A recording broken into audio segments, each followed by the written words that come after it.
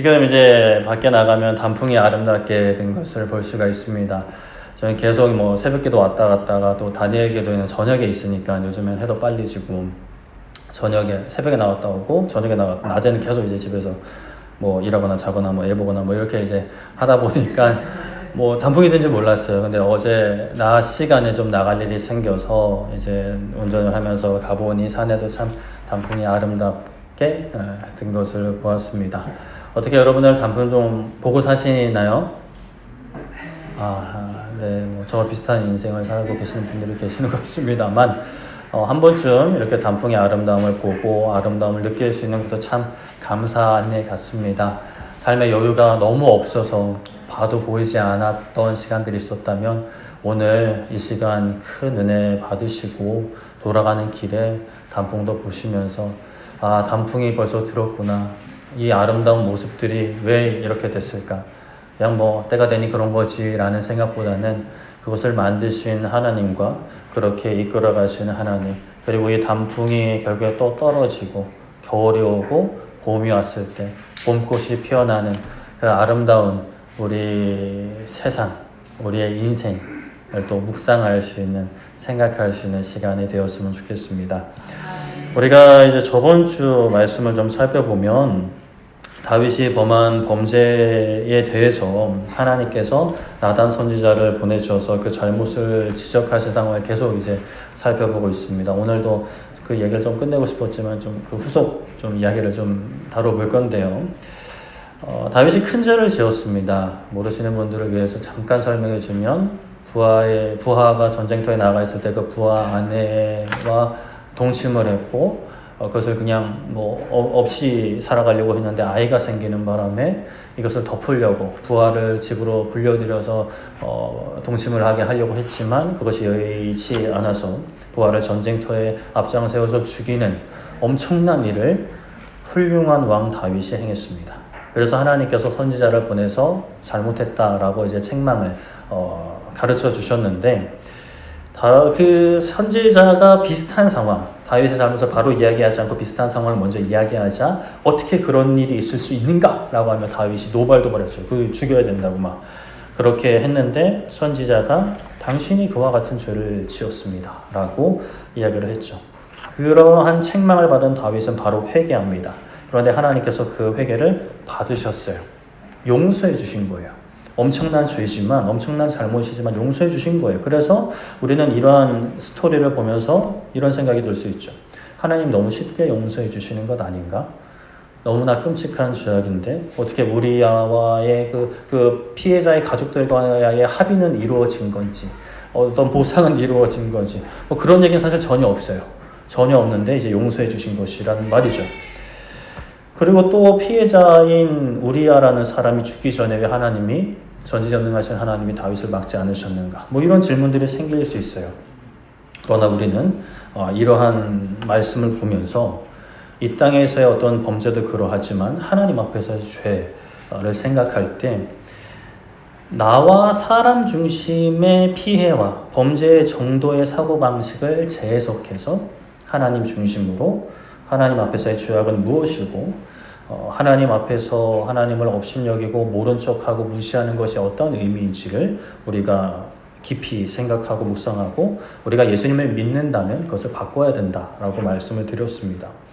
그래서 이렇게 이제 생각의 어떤 패러다임이라 그럴까요? 세계관이라 그럴까요? 그것이 생각의 틀이 바뀌면 이 땅에서 아무리 선하게 살아도 이 죄악의 문제의 그 뿌리의 문제를 해결하지 않는 한 그 우리의 인생의 문제가 해결된 것이 아니고 아무리 부유하고 아무리 뭐 좋은 대학 가고 아무리 좋은 직장 가고 아무리 학교에서 공부를 잘해도 우리의 그 근본적인 문제는 전혀 이제 해결이 안 된다라는 것이에요. 그것을 해결하기 위해서는 하나님과의 담판이 필요하다. 담판은 하나님 일단 만나서 일단 얘기를 해봐야 된다. 이 워딩은 안 했지만 오늘 이제 원하신 분들 때문에 좀 구체적으로 설명을 드립니다. 그래서 하나님을 만나야 된다. 하나님을 믿어야 된다. 하나님은 그 모든 문제의 근원을 해결해 주시는 분이세요. 그러니까 그 젠가라 그러나요? 그 보드 게임 있죠. 젠가 이렇게 쌓는 거, 그렇죠? 하나씩 빼는 거. 그거를 이제 밑에 거를 빼다가 잘못하면 와르르 넘어지잖아요. 그래서 하나님께서 우리의 죄의 문제를, 우리의 인생의 문제를 밑에 거를 탁 치시고 해결해 주시면 우리 인생의 문제가 다다다다다 무너지는 거예요. 그러면 내 인생이 새롭게 세워지는 거죠. 그게 예수님을 믿는 것이고 하나님을 만난다라고 할 수가 있겠습니다. 어떻게 지난 한 주간 우리 하나님을 믿는다라고 고백하시고 하나님을 안다, 의지한다라고 하시는 분들은 어떻게 하나님을 얼마나 의지하셨는지 한번 생각해 보셨으면 좋겠습니다. 오늘 하나님에 대해서 처음 들으신다면 지난 일주일뿐만이 아니라 지난 우리 일생을 한번 짧은 시간이지만 한번 생각해 보시면서 또 말씀을 들으시면서 하나님이랑 도대체 뭐길래, 예수님이랑 도대체 누구길래, 우리가 대한민국에 산다면 예수님에 대해서 그래도 한 번쯤은 들어보셨을 텐데, 그런데 좀 잘못 알고 있는 부분이 많아요. 심지어 교회 안에서 신앙생활을 열심히 해도 예수님에 대해서 오해하고 있는 부분들이 참 많이 있습니다. 그것을 우리가 말씀을 통해 하나하나 바로잡아 갈 수 있었으면 좋겠습니다. 자, 오늘은 이제 다윗이 자신의 부하가 우리아의 아내의 밧세바와 간음을 행하고 그 부하 우리아의 죽인 것에 대해서 하나님께서 책망하시자 다윗이 회개했고 그 이제 뒤의 상황을 좀 살펴볼 건데요. 다윗이 자신의 잘못을 인정하고 받아들였습니다. 하나님께서 그의 회개를 받아주셨어요. 하나님께서 다윗을 용서해 주시긴 하는데, 그런데 이게 아예 그냥 모든 일이 아예 없었던 것처럼 돌아가지는 않아요. 사무엘하 12장 14절에 보면 이 일로 말미암아, 이 일로 인해서 여호와의 원수가 크게 비방할 거리를 얻게 하였으니 당신이 낳은 아이가 반드시 죽게 될 겁니다 라고 말씀을 합니다. 이것은 다윗의 잘못을 고발하러, 지적하러, 책망하러, 교육하러 온 선지자가 다윗에게 한 말이에요. 하나님이 용서를 하셨어요. 하나님이 당신을 용서하셨습니다. 당신이 죽지 않게 됩니다. 그런데 이 일로 인해서 원수가 크게 비방할 거리를 얻게 되고 당신이 낳은 아이가 죽게 될 겁니다 라고 선지자가 이야기를 하는 겁니다. 이 아이는 누구죠? 어떤 아이일까요? 밧세바라는 여인과의 간통을 통해서 생긴 아이입니다. 하나님께서 그 아이를 치세요. 좀 표현이 그럴 수 있지만 하나님께서 그 아이를 생명을 거두어 가신다라는 거예요.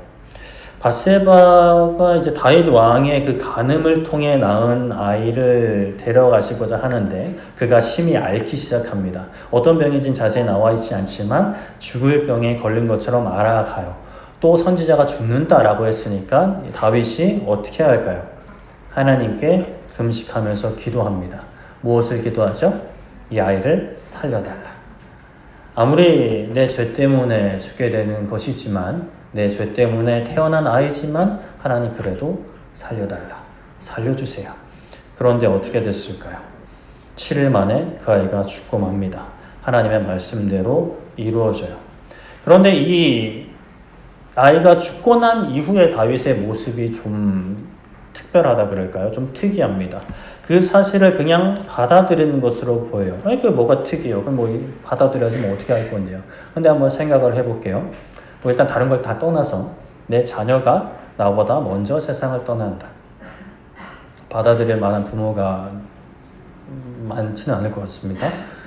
엊그저께 전요셉 목사님 딸이 근육병, 그것도 우리나라에서 단 한 명 있는 근육병, 그리고 심지어 딸인데 유전적으로는 남자들밖에 안 걸리는 유전병을 어떻게 걸렸는지 그 딸이 걸려서 치료제가 한 46억 정도 하는데 그것을 이제 모금하기 위해서 전국 일주도 하시고 하나님한테 매달리고 계시잖아요. 보낼 수가 없는 거죠. 아무리 오래 살아도 30살 정도까지밖에 못 산다라고 하니까 보낼 수가 없는 거예요. 다윗은 자신의 죄로 인해서 태어난 아이지만 그래도 보낼 수가 없었는데 그냥 죽고 나니까 마치 아이가 없었던 것처럼 풀풀 자리를 털고 일어나 일상으로 돌아갑니다. 그래서 신하들이 그 모습을 보고 좀 의아해요. 아니 어째서 그러십니까? 그랬더니 다윗이 한 이야기가 있는데 근데 이제 다윗의 마음을 우리가 좀 생각을 해봤으면 좋겠어요. 사실 말씀에 다윗의 마음이 어떠했다라고 나와 있지는 않은데 우리가 그래도 좀 물론 엄청 과거의 얘기긴 하지만 그래도 사람 사는 세상이니 말씀을 배경으로 좀 나름대로 상상을 해보면 자 다윗은 자신의 죄를 마주했어요. 죄를 깨달았어요. 죄를 인정했어요. 자신이 그 끔찍한 간음을 행하고 심지어 그 간음을 덮으려고 피해자를 죽인 살인 교사한 그 죄를 마주하고 상한 심령으로 그러니까 마음이 막 찢어지고 괴로운 거예요. 아니 내가 어떻게 이런 일을 행할 수 있지? 나는 이런 사람이 아니었는데 그래도 하나님 앞에 정직하게 성실하게 선하게 살아왔는데 내가 왜 이런 일을 행했지? 이렇게까지 내가 왜 망가졌지? 라고 이제 생각을 했던 거예요. 그런 심정으로 하나님을 찾았고 하나님께 용서를 구해서 하나님 저 용서해 주세요. 그리고 그 아이 생각해보면 아직 갓난아기잖아요. 그럼 그 아이에게 죄가 있을까요? 없을까요? 물론 우리가 신학적으로는 모든 사람이 죄 아래에 있다. 그리고 계속 말씀드린 것처럼 그 죄는 세상에서 말하는 죄와는 다른 개념입니다. 그런 개념으로는 죄가 있지만 그러나 이 사건만 놓고 볼 때 이 다윗과 밧세바의 간음 사건, 다윗의 살인교사 사건만 놓고 볼 때는 그 아이에게는 어떠한 책임이나 잘못이 없는 거예요.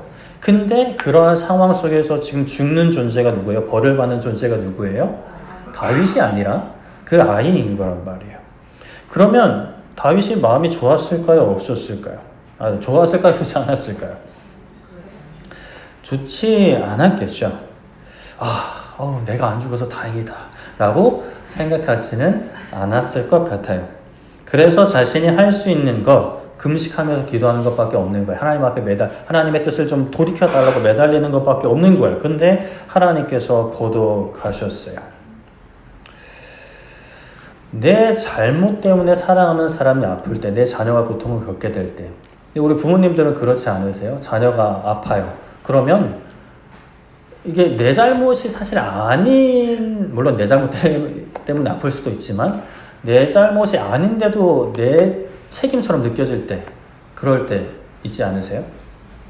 부모님들이라면 한 번쯤 경험해 보셨을 것 같아요. 저도 애기가 아직 크게 아픈 적은 없지만 이거 좀 약간 막 기침하고 이러고 내가 잘못했나 이런 식으로 막 생각이 들기도 했는데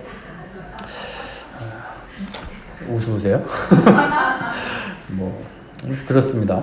자, 보통 사람이라면 자식이 아니더라도 나 때문에 다른 사람의 피해를 입으면 조금은 크고 작음의 차이는 있을 수 있지만 양심이 그래도 조금이라도 좀 온전한 상태가 조금 있다면 나 때문에 다른 사람이 어려움을 당할 피해를 입으면 마음이 좀 불편할 수밖에 없을 것 같아요. 그런데 이게 내 자녀다. 내 자녀가 나 때문에 아프다. 심지어 죽었다. 이거는 이루 말할 수 없는 고통이에요. 다윗이 아까 말씀드린 것처럼 나는 살았어. 괜찮아. 그런 사람은 아니었을 거고 또 이 시대 때는 아내도 많아요. 그리고 자식도 많아요. 많으니까 얘 말고 한 15명 더 있으니까 얘 하나 일찍 죽어도 괜찮아 라고 생각하지는 않을 것 같아요.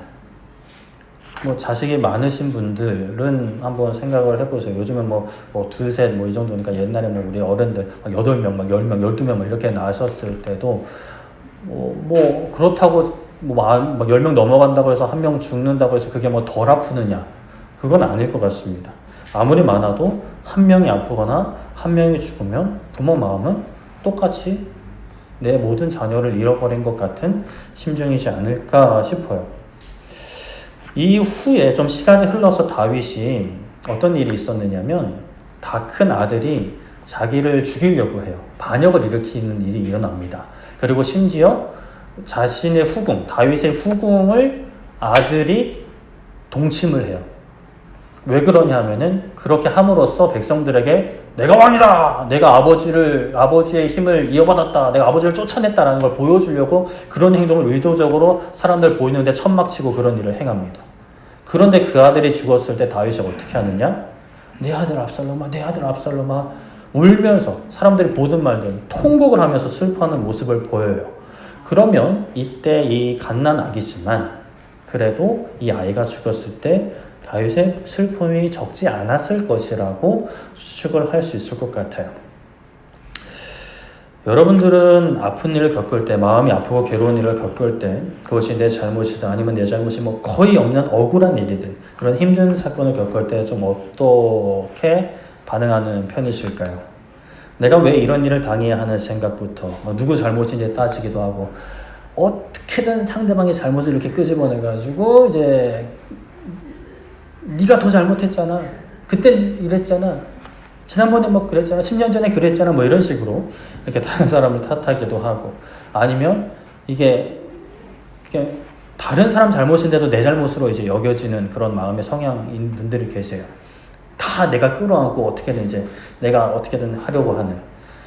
이러나 저러나 우리는 마음속에 괴로움을 안고 있을 수밖에 없어요.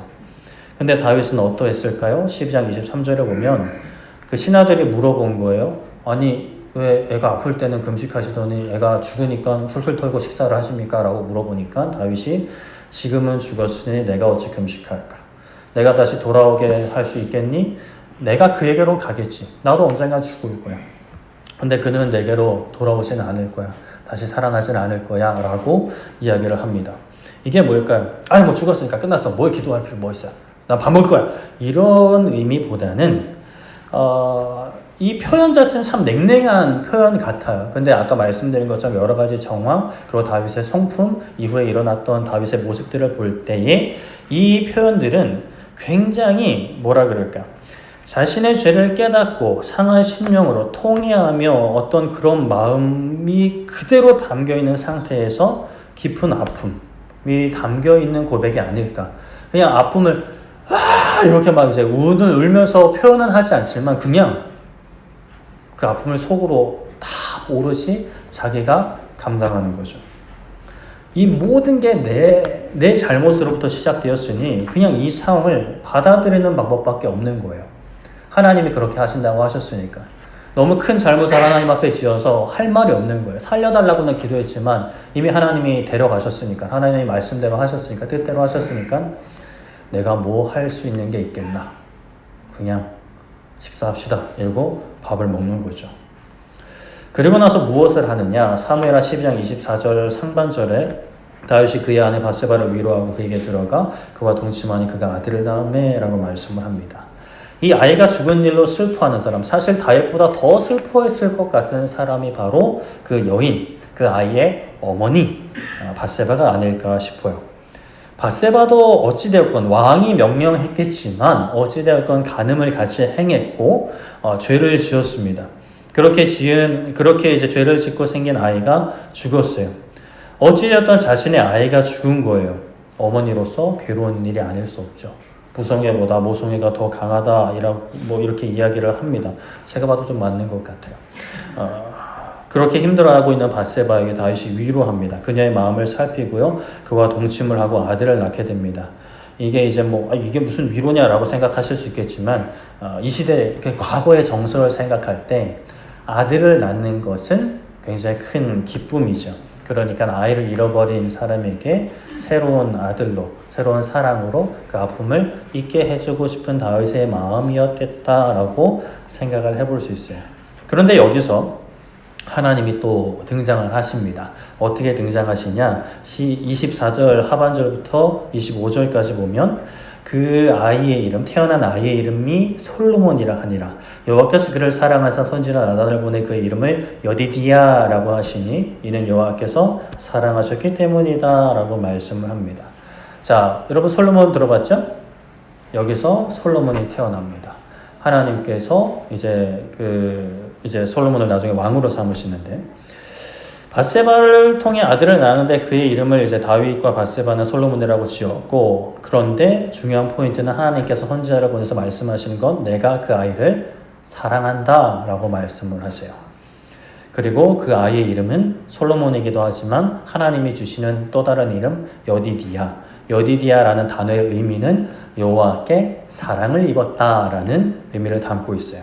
자, 이 상황을 다시 한번 좀 되짚어 볼게요. 반복 학습하는 거예요. 방금 전까지 다윗이 간음을 하고 그 간음한 결과로 태어난 아기가 죽는 과정 속에서 하나님께서 자신을 어떻게 드러내셨느냐. 그 스토리에서는 하나님은 책망하시는 하나님, 진노하시는 하나님, 벌하시는 하나님이신 거예요. 물론 다윗을 용서해 주셨어요. 그런데 용서해 주시고 모든 것을 그냥 덮어놓고 용서해 주시는 게 아니라 어떠한 벌을 내려주셨죠? 그 아이를 데려가는, 아이의 생명을 거두는 벌을 허락해 주신 거예요. 벌을 내려주신 거예요. 그러면 다윗 입장에서도 우리 입장에서도 아니 이게 용서해 주시는 게 맞나? 라는 생각을 할 수 있지 않을까 싶어요. 용서하실 것 같으면 깔끔하게 그냥 딱 뭐 구질구질하게 뭐 그렇게 하지 말고 깔끔하게 그냥 오케이 하고 이제 용서해 주셨으면 됐지. 아니 뭐 돈을 좀 받으시거나 어떻게 이게 어린 아이의 생명을 받으시나라고 좀 생각을 할 수 있을 것 같아요. 우리가 익히 들었던 하나님, 사랑의 하나님, 용서의 하나님이 맞나? 라는 생각을 할 수도 있을 것 같아요. 그런데 이제 우리가 좀 한 가지 생각을 해보면 이 세상에서 우리가 사람 살아가는 그 모습을 생각해 보면 한번 이미지가 망가져 버리면 밑보이면 계속 그 밑보이는 어떤 그런 우리네 모습을 발견하지 않나 싶어요.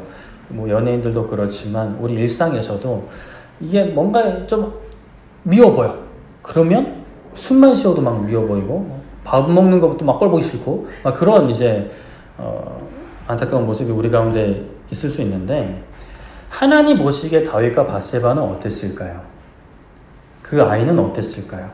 다윗 자신이 바라보는 이 상황은 어땠을까? 지금 밧세바의 전 남편 우리아의 입장에서는 그 또 우리아의 가족이 있었다면 밧세바와 다윗은 죽일 인간들이었을 것 같아요. 내 동생의 아내와 동침을 하고 내 동생을 죽인 뭐 그런 천하의 죽일 놈처럼 보이겠죠. 그 아이까지 꼴보기 싫었을 수 있어요. 그래서 이런 오해를 할 수 있는 거죠. 하나님께서 그 아이가 꼴보기 싫어서 다윗과 밧세바가 꼴보기 싫어서 아이를 데려가셨다. 그러면 이제 사람들이 아까 말씀드린 것처럼 용서의 의미를 의심하는 거예요. 하나님이 용서의 하나님이 맞나? 용서를 하실 때 이렇게 큰 벌을 내리시고 용서를 하시나? 다윗 입장에서 나를 계속 미워하시는 거 아닐까? 라는 생각을 할 수 있는 거죠. 그런데 밧세바와 다윗 사이에서 또 태어난 아들. 인간적인 관계라면 만약 그 피해자의 가족이 살아있었다면 그 아들이 이쁘게 보일까요? 안 이쁘게 보일까요? 저 인간들 또 저짓거리에서 아이들 낳았네? 뭐 이런 식으로 생각을 할 수 있는 거죠. 그런데 하나님께서 그를 어떻게 하셨다고요? 사랑하셨다라는 거예요. 다윗의 간음을 책망했던 그 선지자, 똑같은 선지자를 다시 보내셔가지고 말씀하시는 거예요. 하나님께서 그 아이를 사랑하신다. 그 말은 결국에는 다윗과 밧세바를 사랑하신다라고 말씀하시는 거예요. 다윗 입장을 다시 한번 생각해보면 자신의 간음으로 하나님께 책망받았고 용서하신다 하셨지만 그 아이가 죽었어요. 밧세바는 남편도 죽었고요. 아이도 죽어서 서로 위로한다고 아이들을 낳았는데 근데 거기서는 그냥 인간적인 위로만 있을 수 있어요. 근데 하나님께서 그곳에 선지자를 통해 찾아가 주셔서 내가 너희를 사랑한다 라고 하시는 거예요. 그 이야기를 들었을 때 다윗의 마음이 어땠을까요? 글쎄요, 뭐 정확히 묘사가 되어 있진 않지만 다윗의 마음에 이 사건으로 인한 큰 짐이 계속해서 있지 않았을까 싶어요. 그런데 하나님께서 사랑한다 하시는 거예요. 하나님이 나를 완전히 버린 게 아니구나. 하나님이 진짜 나를 용서하신 게 맞구나. 하나님이 나를 진짜 사랑하시는구나. 내가 그렇게 끔찍한 죄를 지었는데 하나님이 나를 사랑하시는구나. 그 죄에 대한 어떤 책임, 죄책감 등을 이때 벗지 않았을까? 라고 개인적으로 좀 생각을 해봅니다. 예수님께서 이 땅에 계실 때 예수님을 미워하는 사람들이 참 많았어요. 어떻게든 예수님을 책잡으려 했습니다. 잘못을 잡아서 예수님을 어떻게든 해코지 하려고 했어요. 그 사람들이 어느 날 예수님께서 사람들과 함께 있으며 말씀을 가르치실 때 어떤 여인을 끌고 옵니다. 어떤 여인이냐? 간음하다가 현장 적발된 여인을 끌고 와요. 그리고 예수님께 묻습니다. 요한복음 8장 5절에 모세는 율법에 이러한 여자를 돌로 치라 명하였습니다. 선생은 어떻게 말하겠습니까? 사람들이 예수님께 물어보는 거예요. 예수님의 선생이라고 부르는 거예요. 그냥 뭐 길거리에서 만난 사람한테 사장님, 선생님 이렇게 부르는 거랑 비슷한 의미예요. 어떻게 하겠습니까? 여기서는 이제 어떤 것을 원하는 거죠? 그냥 궁금해서 물어보는 거 아니에요? 율법으로 돌로 치라. 그러면 돌로 치게 만든 예수님을 로마 법정에 고발할 수 있어요. 사람을 죽일 권한이 유대인들에게 없거든요.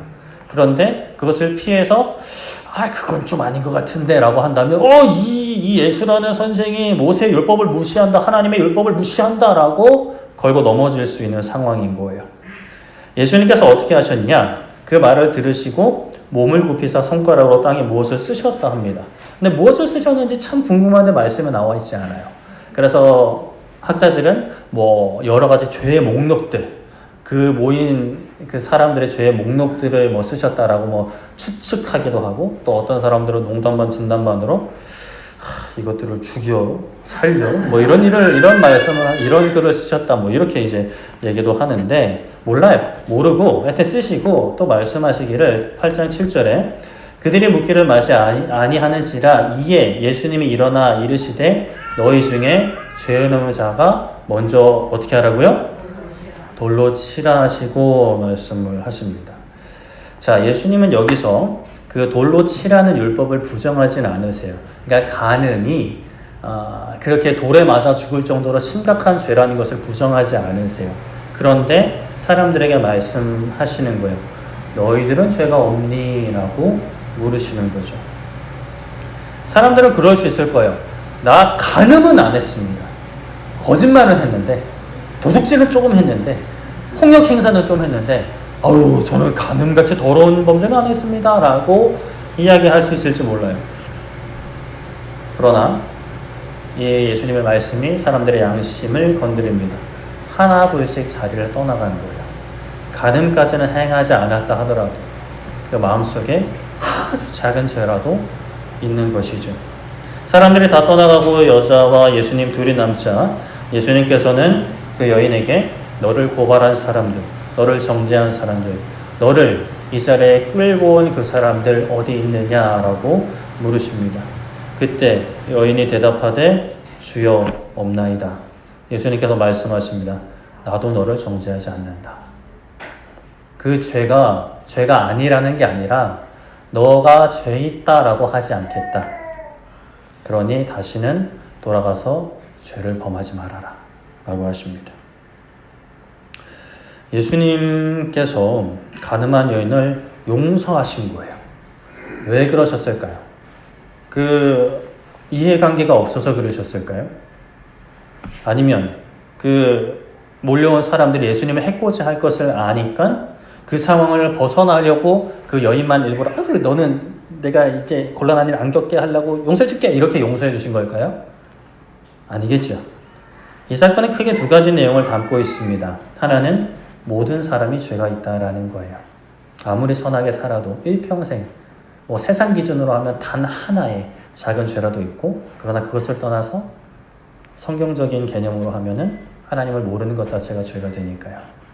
그리고 무엇보다 모든 사람이 그리고 살면서 그런데 이제 그런 죄 있는 사람들을 하나님께서 예수님께서 용서하시기를 원한다라는 사실. 그러니까 첫 번째, 모든 사람에게 죄가 있다. 그리고 두 번째, 예수님은 그 죄를 용서하기를 원하신다라는 이 두 가지 의미를 이 사건에서, 이 말씀에서 담고 있는 거예요.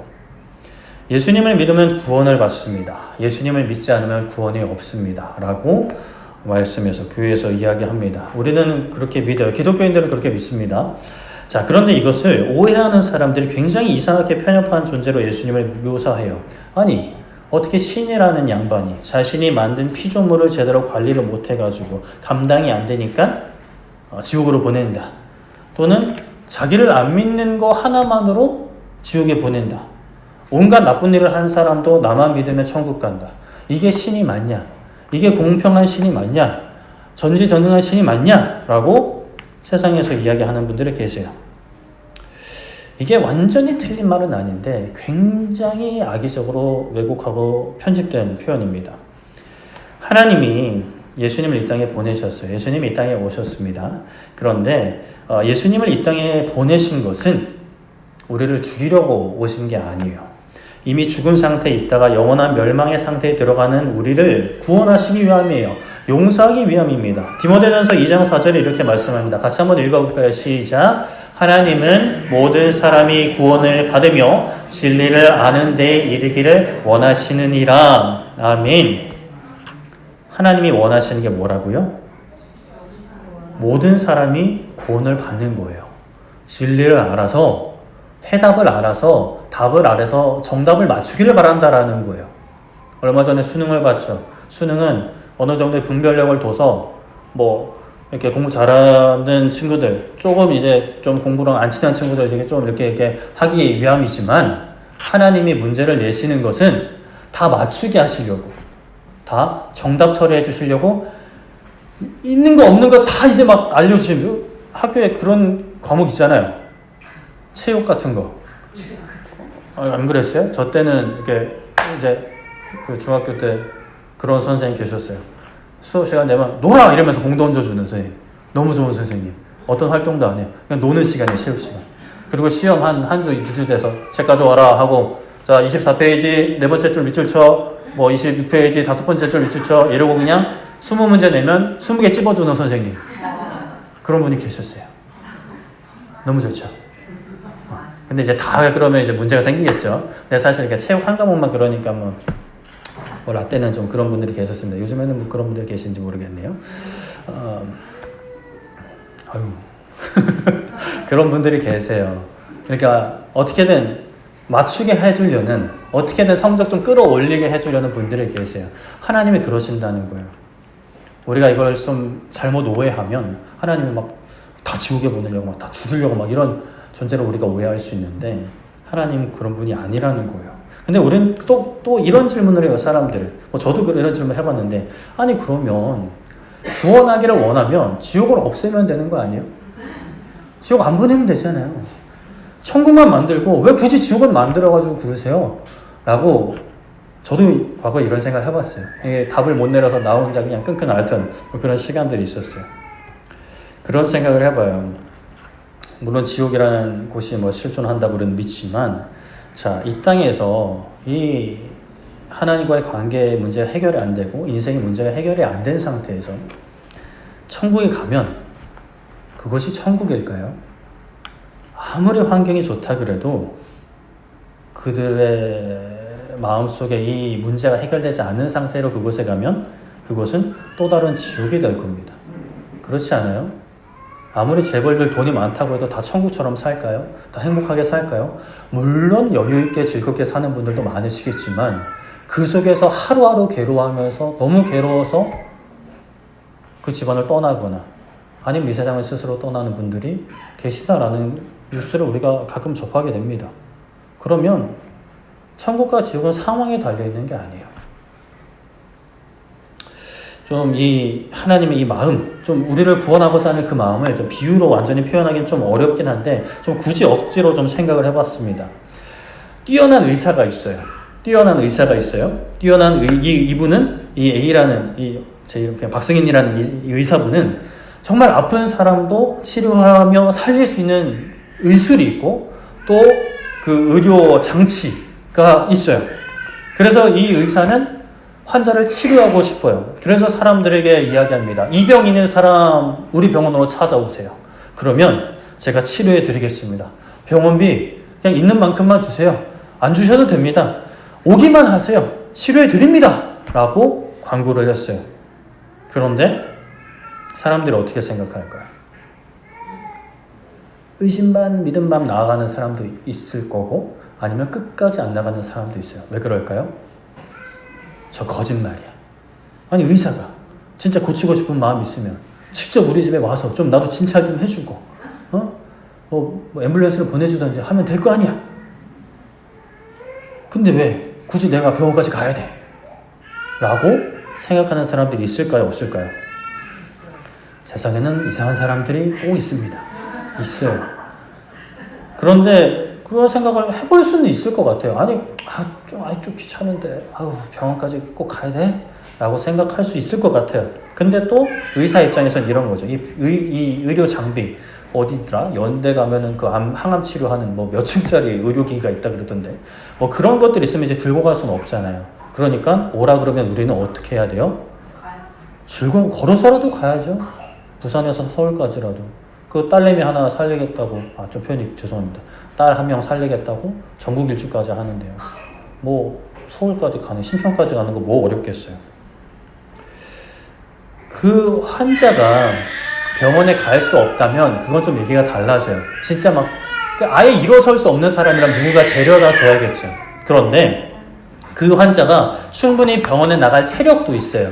거리도 멀지 않아요. 5분 거리예요. 그리고 뭐 돈도 어느 정도 있어요. 치료비를 이제 지불할 그런 상황이에요. 그런데 의사를 의심하는 거예요. 믿지 않는 거예요. 저 의사는 나를 치료해주지 않을 거야. 뭔가 꿍꿍이가 있어. 뒤통수를 칠 거야. 내 돈을 탐내는 저런 거짓부렁 의사야. 뭐 이런 식으로 이제 생각을 하는 거죠. 저 의사가 나를 치료할 생각은 안 하고 죽이려고 한다. 뭐 이런 식으로. 하나님은 우리를 살리려고 하세요. 살리실 능력도 있어요. 그런데 한 가지 조건이 있어요.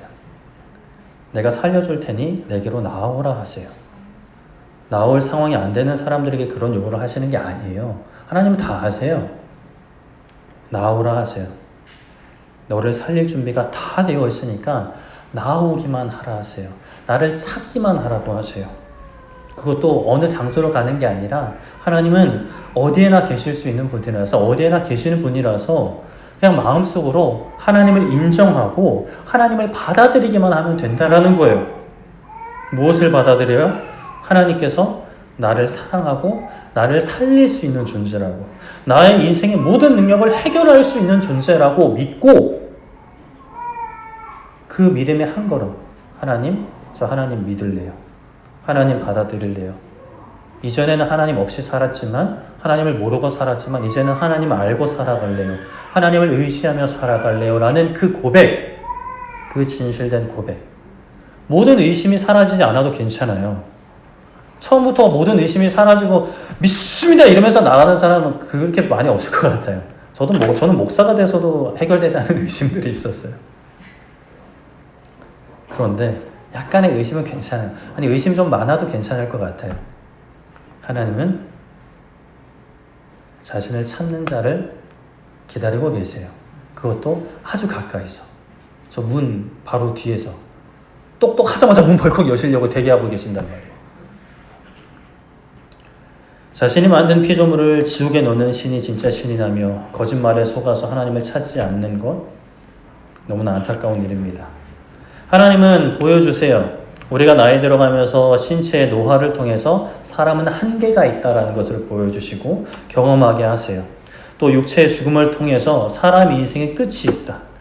그래서 이 세상도 끝이 있다는 것을 미리 계속 보여주고 계시는 거예요. 계속 보여주고 계세요.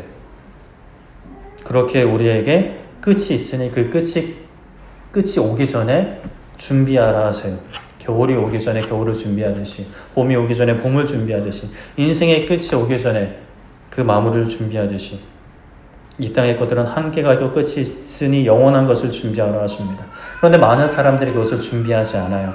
노후를 준비한다라고 한다면 노후를 지낼 수 있는 집, 재정, 연금, 보험, 뭐 어느 정도 필요하죠. 좋은 것들입니다. 그런데 그것 이후에 정말 중요한 것, 내 인생의 근원적인 문제를 해결할 준비를 전혀 하지 않고 죽음을 맞이하게 되면 그 이후에는 더 이상 돌이킬 수 없는 결과를 맞이하게 되는 거죠. 하나님께서 우리를 살리시려고, 우리의 모든 문제를 해결하시려고, 그 문제의 근원을 해결하시려고 하나님은 값을 치르셨습니다. 아들의 생명을 내어 바치셨어요. 아들의 생명을 피값으로 내셨어요. 굳이 그렇게까지 하셨어야 했을까요? 오늘 사건으로 다시 돌아가 보면 다윗과 바세바를 통해서 태어난 아이의 생명을 거두게 하셨어요. 거두어 가셨어요. 다윗을 용서하신 것은 맞는데 왜 그 아이를 거두어 가셨을까요? 그 이유도 명확하게 설명은 나와 있지 않은데 최소한 그 상황을 보는 사람들, 그리고 다윗에게 이것을 깨닫게 하심이 아니었을까라는 생각을 해봅니다. 죄의 문제가 이렇게 심각하구나. 내 죄 때문에 이 아이가 죽는구나. 사실 그냥 용서는 없어요.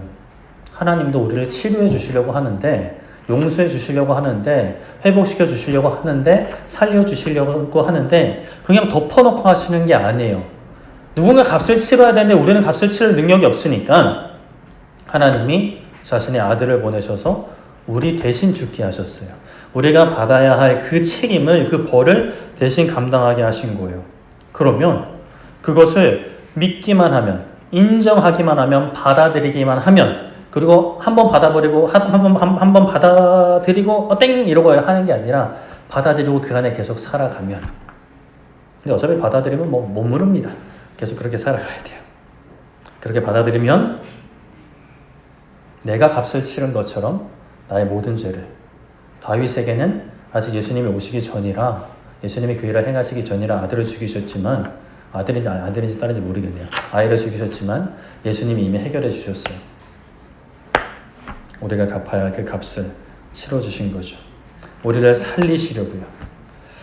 그래서 우리가 이 땅을 떠나게 될 때 그 예수님이 대신 치른 값 때문에 우리가 천국에 갈 수 있는 것이고, 근데 그게 끝이 아니라 이 땅에서 우리가 살아갈 때도 살아가야 되잖아요.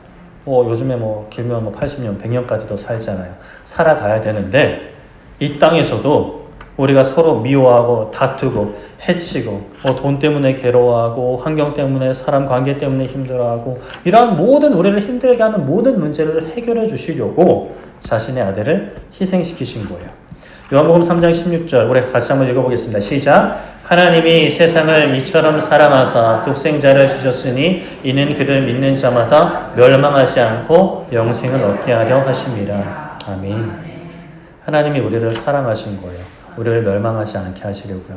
죽어서 그냥 지옥에 안 가고 천국에 가는 그거, 물론 그게 너무 중요한데 그게 끝이 아니라 이 땅에서도 천국과 같은 삶을 살게 하시려고, 천국을 맛보게 하시려고, 그래서 나중에 진짜 천국에 들어가게 됐을 때 그 천국을 제대로 누리게 하시려고 이 땅에서도 예수님을 믿게 하시고 그 믿는 믿음을 가지고 살아가게 하시는 거예요. 우리를 사랑하시니까요. 우리에게는 두 가지 선택지가 있습니다. 그 하나님의 사랑을 믿기로 결단하고 하나님을 따르는 삶을 살 것인지, 아니면 몰라 이러고 제대로 알아보지도 않고 끝까지 확인하지도 않고 하나님은 보이지도 않으니까 사람들이 교회에 대해서 안 좋게 얘기하던데 뉴스 보니까 목사들도 막 엄청난 죄도 저지르던데, 이런 생각으로 제대로 하나님에 대해서 알아보지도 않고 기도도 해보지 않고 말씀 한 절 살펴보지도 않고 하나님을 무시하다가 멸망에 이르게 되는 것인지, 우리에게는 이 두 가지 선택지밖에 없어요. 바라고 말하기는 하나님을 선택하시기를 소망합니다. 지금 당장 의심이 다 사라지지 않아도 하나님 한번 찾아보셨으면 좋겠어요. 하나님을 알아보셨으면 좋겠습니다. 그냥 작은 마음이어도 돼요. 나도 하나님 만나봤으면 좋겠다. 저 앞에서 떠드는 저 양반이 하는 얘기가 진짜인지 아닌지 나도 한번 확인해보고 싶다. 이런 마음이어도 괜찮으십니다. 가까운 교회라도 꼭 등록하셔서 말씀을 배우시고 기도하시며 예배하시며 공동체 속에서 함께 속해서 부대끼면서 이런 양반도 하나님이 사랑하셨어 라고 경험하며 하나님의 사랑을 느끼고 나는 사랑 못하겠는데 라고 생각하는 그러한 나를 사랑하신 하나님을 만나시기를 소망하고 축복합니다. 말씀을 정리하겠습니다. 다윗이 엄청난 죄를 저질렀고 하나님이 용서하셨지만 그 태어난 아이를 데려가십니다. 죄 가운데 태어난 아이지만 그래도 아이죠. 어린 생명입니다. 얼마나 이뻤겠어요. 얼마나 아름다웠겠어요. 얼마나 좋았겠어요. 그러나 데려가세요. 끔찍하죠. 속상할 겁니다. 슬펐을 거예요. 그런데 그 관계를 통해 다시 태어난 아들을 사랑하신다 하십니다. 너희를 사랑하신다 하시는 거예요. 인생의 절망 속에 있을 때 하나님이 말씀하세요. 사랑한다.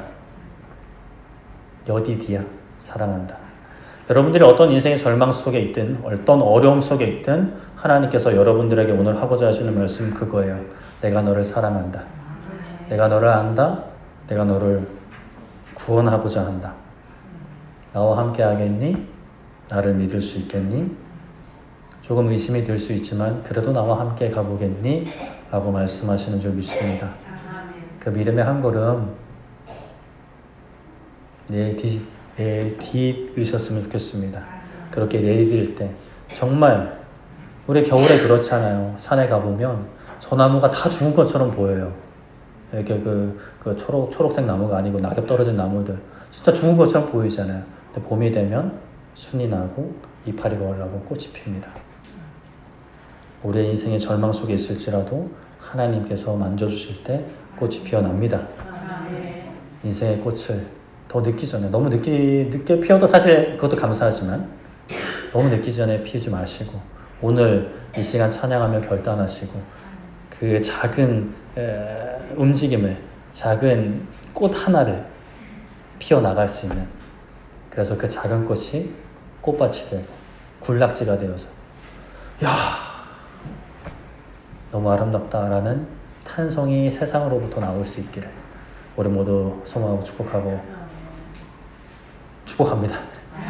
찬양하고 기도했으면 좋겠는데요. 우리 아까 했던 찬양이죠. 꽃들도라는 찬양입니다.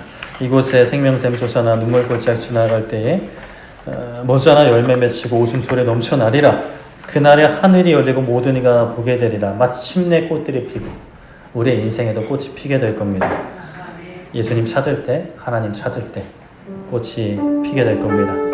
아무리 어두운 절망 속에 있어도요, 아무리 어두운 흑암 가운데 있어도 빛이 비출 것이고 꽃이 피어날 것입니다.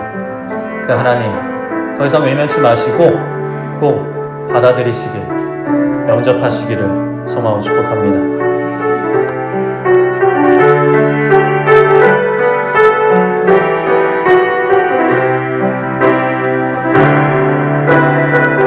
이곳에 생명샘,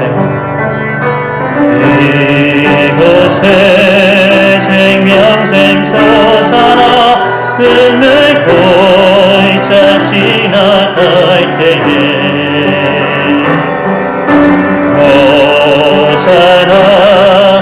열매 맺히고 웃음소리 넘쳐나리라. 꽃들도 푸른도 바람도 넓은 바다도 찬양하라 찬양하라 예수를. 하늘을 불리며 노래해 나 영혼아. 은혜의 주, 은혜의 주, 은혜의 주. 그날에 하늘이 열리고 모든 이가 보여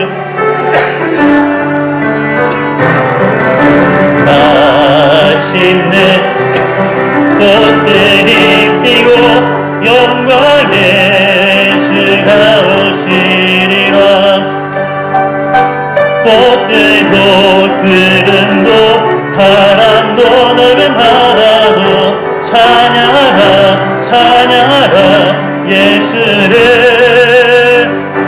하늘을 울리며 노래해 나 영혼아. 은혜의 주 은혜의 주 은혜의 주. 그 사랑 얼마나 아름다운지. 그 사랑 얼마나 날 그렇게 하는지. 그 사랑 얼마나 크고 놀라운지. 그 사랑 얼마나 나를 감격하게 하는. 그 사랑 얼마나, 그 사랑 얼마나 아름다운지. 그 사랑 얼마나 날 그렇게 하는지. 그 사랑 얼마나 크고 놀라운지. 그 사랑 얼마나 나를 감격하게 하는지. 아멘. 이 시간에 기도할 때에 아까 말씀드린 말씀 기억하시면서 함께 기도했으면 좋겠습니다. 하나님, 저 하나님과 함께하기 원합니다. 하나님이 내 모든 문제 해결해 주시기 원합니다. 하나님, 아직은 의심이 사라지지 않고 잘 믿어지지 않지만 그래도 믿어보겠습니다. 믿기 원합니다. 하나님 도와주세요. 하나님 도와주세요. 하나님이 도와주십니다. 이 시간 우리 함께 기도할 때 하나님 도와주세요. 믿기 원합니다. 모든 문제 해결해 주시기 원합니다. 하나님 만져주시고 인도해 주시고 다스려 주시옵소서라고 주여 한번 외치고 기도하도록 하겠습니다. 주여, 살아계신 하나님 아버지, 이 시간 우리가 말씀을 붙잡고 기도합니다. 하나님, 다윗과 밧세바를 통해 태어난 아들을 솔로몬에게 여디디야 하나님께 사랑을 이뤘다 라는 이름을 허락하여 주시고 너희들의 용서하고 사랑한다 하시며 결국에는 솔로몬을 통해 왕위를 이어가신 하나님을 찬양합니다. 아버지 하나님, 이 시간 아버지 하나님을 우리가 영접하기 원합니다. 아버지, 이미 영접했다면 그 하나님을 다시 한번 간절히 붙잡기를 원합니다. 아버지 하나님, 우리의 마음 가운데 의심이 사라지지 않고 아버지 하나님 원망과 불평과 마음의 걱정과 근심이 사라지지 않는다 하더라도 하나님, 이 시간 우리가 고백하기 원합니다. 성령 하나님, 우리의 마음을 문을 열어주시고 우리의 입술을 열어주셔서 하나님을 믿기 원한다라는 고백이 우리 입술을 통해 흘러나오게 하여 주시옵소서. 하나님, 우리의 모든 문제를 가지고 올라갑니다. 하나님, 우리의 모든 문제를 가지고 하나님께 기도합니다. 하나님, 이 문제 해결해 주시옵소서. 아버지, 우리가 이 문제를 갖고 해결해 달라고 기도할 때에 아버지 하나님, 이 문제뿐만이 아니라 이 모든 문제의 근원이 되는 정말 나를 힘들게 하는, 나를 괴롭게 하고 나를 슬프게 하는, 나를 우울하게 하고 나를 외롭게 하는, 나를 속상해하게 하는 그 원인이 하나님 안에서 해결되게 될 줄 믿습니다. 아버지 하나님 모든 문제로부터, 모든 걱정과 두려움과 염려와 불평과 원망과 미움과 분노로부터 자유하게 되는 아버지, 그 놀라운 역사가 이 시간 이 자리에 우리의 마음 가운데 시작되게 하여 주시옵소서. 아버지, 꽃이 피게 하여 주시옵소서. 어두운 절망 가운데, 깊은 흑암 가운데 아버지 하나님, 우리에게 놀라운 씨앗을, 말씀의 씨앗을 심으시사 아버지 하나님, 그 씨앗이 우리의 삶 가운데 아름다운 꽃으로, 아름다운 열매로 이어질 수 있도록 아버지 하나님 도와주시옵소서. 얼마나 크고 놀라우시는 그 사랑, 얼마나 나를 감격하게